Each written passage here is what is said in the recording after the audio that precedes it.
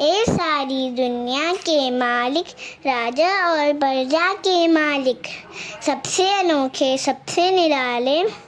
आँख से ओझल दिल के उजाले, ना जगत की खेने वाले, दुख में सहारा देने वाले,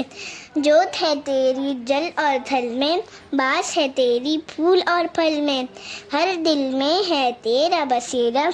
तू पास और घर दूर है तेरा,